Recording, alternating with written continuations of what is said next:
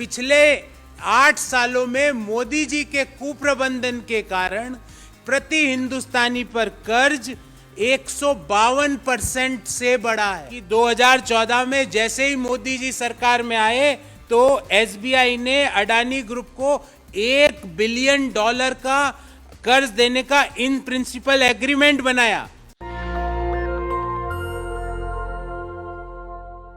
साथियों, आज की प्रेस वार्ता को अगर मैं 2 लाइन में समराइज करूं तो मैंने बहुत अच्छी 2 लाइन स्वयं ने लिखी है। सरकार के यार लेकर बेशुमार उधार, बन गए बड़े खरीदार, कहीं अर्थव्यवस्था का ना कर दे बंटाधार। मोदी जी एंड कंपनी का एक मंत्रा है, बोरो एंड कॉन्कर। साथियों, हम में से कई लोग कभी कभी बिजनेस करने का सोचते हैं, कई लोग सोचते हैं, और सबसे बड़ी अड़चन आती है पूंजी की, क्योंकि हम लोग मध्यम आय वर्गीय या लोअर इनकम ग्रुप फैमिलीज से बिलोंग करते हैं, तो पूंजी नहीं होती तो हमारे पास एक अच्छा आइडिया होने के बावजूद भी हम उस बिजनेस को एग्जीक्यूट नहीं कर पाते हैं। पर मोदी जी का एक मंत्रा है अपने दोस्तों के लिए, वो स्कीम आपके लिए, मेरे लिए, 140 करोड़ देशवासियों के लिए नहीं है, वो सिर्फ 2-3 लोगों के लिए है। उधार लो और आगे बढ़ो, उधारी पे धंधा चमकाओ, अपने पैसे से धंधा नहीं। एशिया के सबसे अमीर आदमी बन जाओ, अपने पैसों से नहीं, उधारी पे। आज की प्रेस वार्ता उसी पर केंद्रित है। साथियों, पहले मैं मोदी जी के मित्र पे आऊं, उससे पहले उधारी का काम जो भारत सरकार ने किया उसका एक आंकड़ा आपके सामने रखता हूं।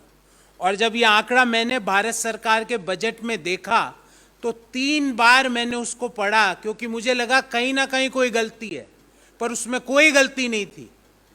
2014 में हिंदुस्तान की सरकार पर उधारी थी 55 लाख करोड़ रुपए की, 55.9 लाख करोड़।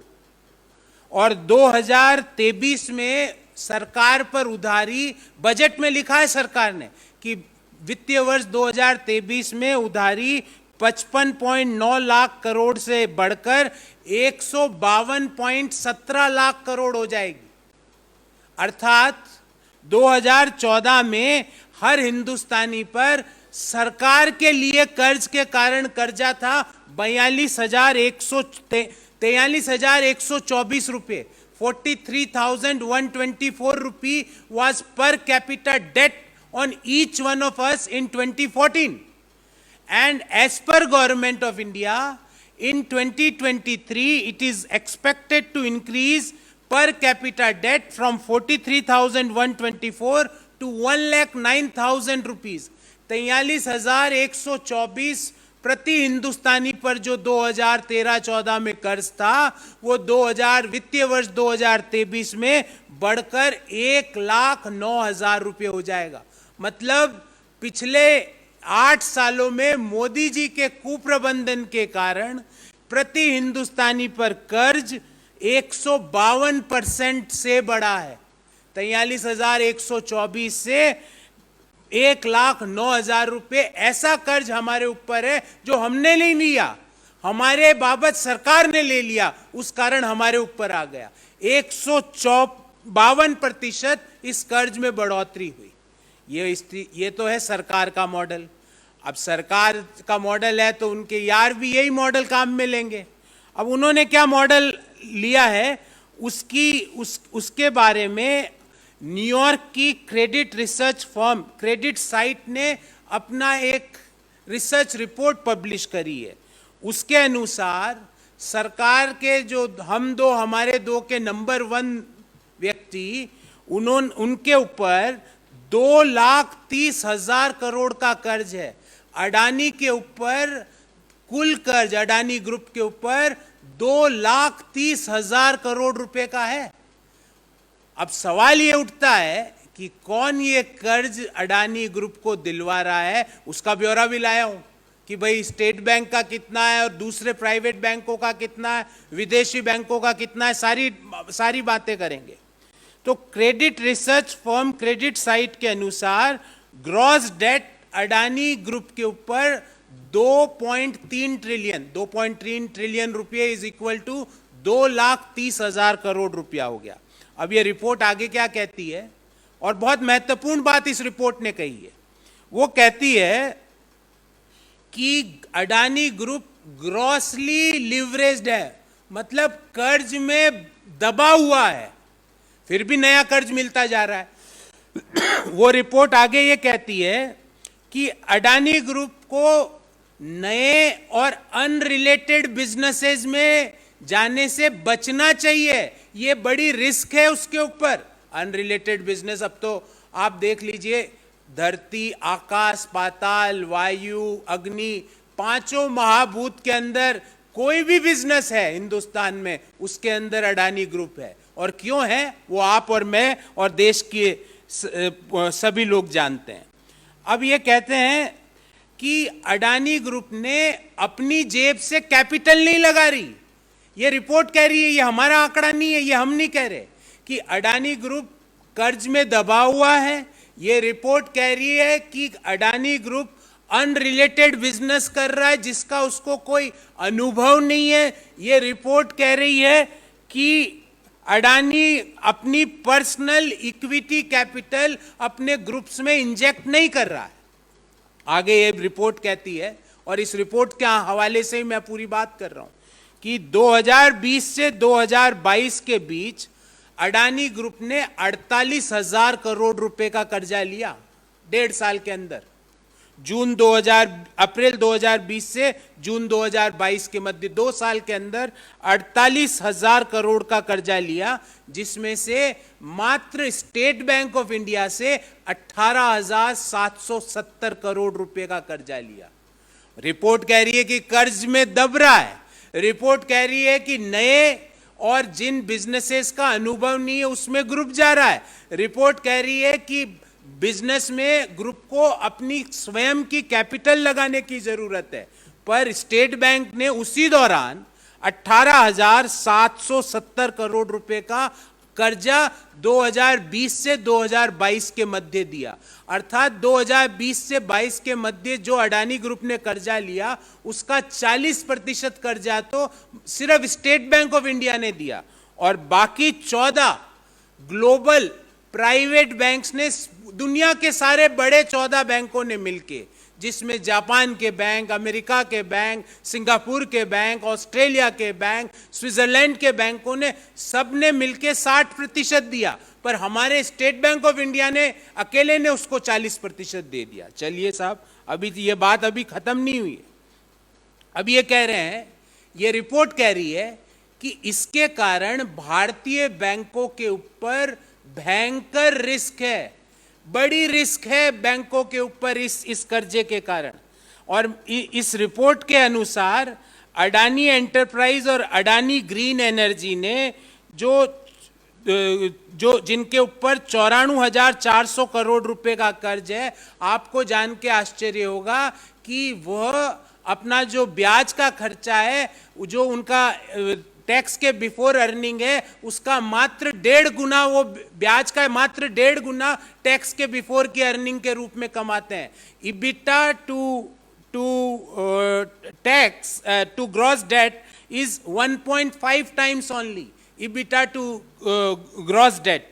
फिर ये रिपोर्ट आगे कहती है कि द रिपोर्ट हाईलाइट्स कि आने वाले समय में इनके नए बिजनेसेस में प्रॉफिट नहीं होगा। ये मैं नहीं कह रहा, ये रिपोर्ट कह रही है। और जब प्रॉफिट नहीं होगा तो या तो बैंकों को इनको और कर्ज देना पड़ेगा या बैंकों का कर्ज डूब जाएगा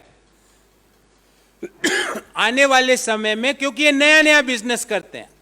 अब इस रिपोर्ट में आगे कहा जा रहा है कि इसके कारण अडानी ग्रुप एक मैसिव डेट ट्रैप के अंदर जा चुका है।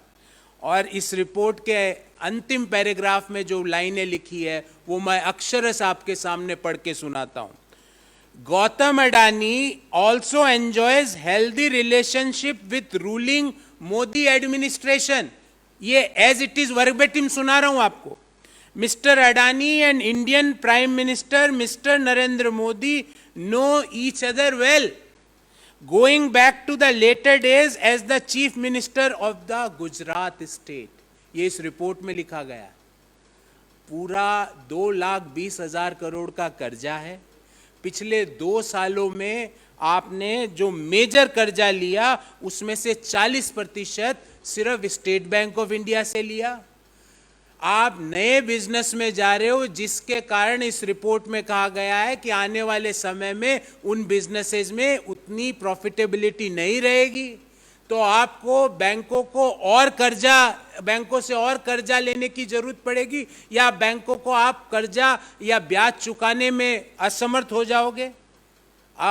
गौरतलब, ध्यान रहे, याद रहे कि 23 जून 2022 को मैंने एक और प्रेस वार्ता की थी, आपको याद होगा, जब श्रीलंका के प्रेसिडेंट के ऊपर मोदी जी का प्रेशर गया था कि वह जो रिन्यूएबल एनर्जी के पावर के प्रोजेक्ट है वो अडानी को अलॉट करे. ये हमने नहीं कहा, ये श्रीलंका के state owned Ceylon electricity board के चेयरमैन ने ये बात कही है. अभी तक उसके बारे में उसको किस तरह उस इश्यू को ख़त्म किया गया, चेयरमैन साहब के ऊपर दबाव डाला गया कि नहीं दबाव डाला गया, उन्होंने अपने शब्द वापस लिए. गौरतलब है कि 2014 में जैसे ही मोदी जी सरकार में आए तो एसबीआई ने अडानी ग्रुप को $1 बिलियन का कर्ज देने का इन प्रिंसिपल एग्रीमेंट बनाया और उसको वापस लेना पड़ा था. आफ्टर कांस्टेंट प्रोटेस्ट एसबीआई ने उस एमओयू को स्क्रैप किया. फिर 2020 में एसबीआई ने अडानी के कार्मिशेल कोल प्रोजेक्ट जो ऑस्ट्रेलिया में है उसको 5,000 करोड़ का लोन देने की फिर पेशकश की, पर प्रेशर बाय इन्वेस्टर्स का जब प्रेशर आया तो वो लोन भी स्टक हुआ. अभी इसमें क्या अपडेट है उसके बाद किसी को कुछ नहीं पता है. और जो लेटेस्ट गिमिक हुई है, जो लेटेस्ट गिमिक करी है इन्होंने, वो है 29.19% एक टीवी चैनल में, क्योंकि अडानी तो सब जगह है, धारावाहिक से लेके न्यूज तक, कोल से लेके हवाई जहाजों तक, हवाई अड्डों की निगरानी से लेके पोर्ट तक, मतलब आप सोचिए बिजनेस, आपके दिमाग में बिजनेस सोचिए, उसमें आपको मिलेगा अडानी. और वो पिछले 8 साल में किस तरह प्रॉस्पर कर रहा है, और वो भी हमारे पैसों से, बैंक के पैसों से, जो कि हमारा पैसा है. अब इस मीडिया हाउस के हवाले से मैं एक खबर दे रहा हूं कि इन बिना कंसेंट के, बिना कन्वर्जेशन से, बिना फाउंडर के इंफॉर्मेशन और अप्रूवल के 29.19% स्टेक अडानी ग्रुप ने लीडिंग टीवी न्यूज चैनल में खरीदने की बात करी. और यहीं नहीं रुके, बोले 26% और ओपन ऑफर से लेंगे. अब इस बाबत हमारे 3 सवाल है सरकार से. पहला, वह कौन है सरकार में व्यक्ति जो बैंकों के ऊपर दबाव डालता है अडानी ग्रुप को कर्जा देने के लिए, क्योंकि कर्ज पे कर्ज बढ़ा जा रहा है, कैपिटल अपनी तरफ से अडानी ग्रुप लगा नहीं रहा है, कर्जे पे बिजनेस किए जा रहा है, एक्विजिशन पे एक्विजिशन किए जा रहा है. वो कौन व्यक्ति है जिसने एसबीआई को या अन्य बैंकों को अडानी ग्रुप के ऊपर, अडानी ग्रुप को लोन देने का दबाव डाला? हम पूछना चाहते हैं कि इसके कारण जो भारत की अर्थव्यवस्था के ऊपर जो ह्यूज रिस्क आई है, 2,20,000 करोड़ का ऋण है, टोटल डेट इज 2.2 ट्रिलियन. और अगर हम मौजूदा जो यूएस डॉलर इंडियन रुपी की रेट ले तो 2,30,000 करोड़ हो जाएगा. तो वो कौन लोग हैं जो स्टेट बैंक पे दबाव डालते हैं अडानी ग्रुप को कर्ज देने के लिए? दूसरा, अभी जब अडानी ग्रुप ने एक मीडिया हाउस का होस्टाइल टेक ओवर करने का जो प्रयास किया जा रहा है, और ले लिया, प्रयास क्या किया जा रहा है, ले लिया, securities and exchange board of India और वित्त मंत्रालय क्यों खामोश है? क्यों वो इसकी जांच नहीं करवाता कि ये होस्टाइल टेकओवर कैसे हुआ, कौन कौन से सेबी के जो नोटिफिकेशंस और सेबी के जो सर्कुलर्स है उनका उल्लंघन हुआ है, वो क्यों मुख्य दर्शक बन के बैठा हुआ है। तीसरा कि जब एक फर्म 2,30,000 करोड़ का कर्ज लेके देश में काम कर रही हो, अगर वह फर्म डिफॉल्ट करती है तो अर्थव्यवस्था पे जो दुष्प्रभाव उस डिफॉल्ट के कारण पड़ेगा, उसके लिए मोदी जी और वित्त मंत्रालय में निर्मला सीतारमण जी ने क्या तैयारी करके रखी है। नेशनल दस्तक की आपसे गुजारिश है कि अगर इसको बचाना चाहते हैं तो नेशनल दस्तक को सब्सक्राइब करने के लिए रेड कलर के सब्सक्राइब बटन को दबाएं, फिर बेल आइकन की घंटी दबाएं। नेशनल दस्तक को बचाने के लिए बहुत जरूरी है कि हर खबर को शेयर करें, लाइक करें, कमेंट जरूर करें।